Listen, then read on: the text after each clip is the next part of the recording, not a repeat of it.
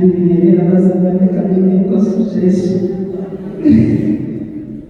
Angazi ngani kodwa-ke uNkulunkulu ukufika enquthu.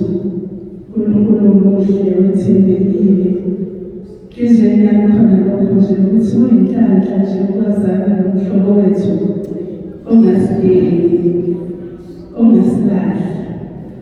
Ngike ngashaywa uvalo ensukwini, ngishilo ngike ngakusho enkonzweni. Bangishaya uvalo ngithuswa imoto nje idlulele. Sengithi mina hawu, sangithola isitha. Ngoba kuthiwa phela sinesaba, ini. Ngoba uma ngabe kuthiwa le moto izongishayisa phela ngithi ngiyakholwa ekhaya. Kodwa ungani manje ngishaya uvalo?